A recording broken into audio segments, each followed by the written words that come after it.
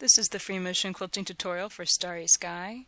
This video is being sponsored by the Supreme Slider, available at the Day Style Designs quilt shop. Support this free motion quilting project and get the best tool for free motion quilting on your home sewing machine at daystyledesigns.com. Now let's get back to Starry Sky. To stitch this design, we're going to start with a wiggly line and then stitch a star shape. So just come up with kind of a triangle and then overlap that triangle until you get back to your starting point. Then continue to wiggle around your quilting space and come up with a new star shape. This is a foundational design. So this starting line with the stars, this is what we're going to use to fill the entire quilting space first. And then the rest of the design is simply echoing this start. So it's one of those things that you really want to make sure that you're starting with a good foundation. If you make a mistake in the foundation, you might want to go in and rip it out simply because it's going to show in your finished quilt. The foundation is extremely important with these designs. Now the second part of the design starts now. I simply travel stitch and echo this wiggly line, and whenever I find a star on the side of the line that I'm echoing, I simply work my way around it, continuing to echo that star. This makes the stars stand out so much better on the surface of the quilt. It makes the wiggly lines stand out beautifully as well.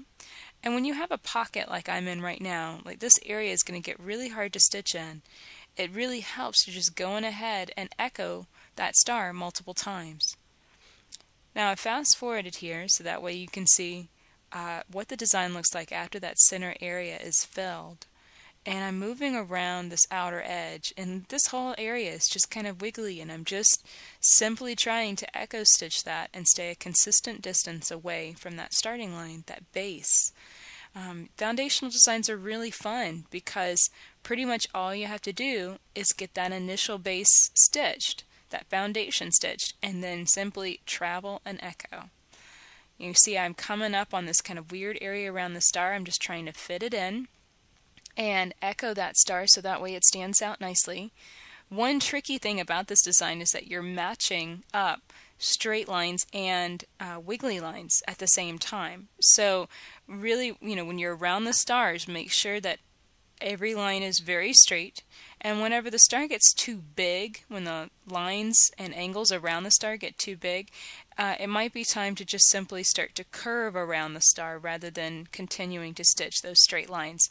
It can be quite tricky to keep straight lines straight, especially when they get more than 2 or 3 inches long. So just kind of play with that and see what works best for you. Here's what it looks like whenever you finish Starry Sky. For over 250 videos on free motion quilting just like this one, plus loads of tools and supplies for this awesome hobby, go to daystyledesigns.com, or a little easier to remember is freemotionquilt.com.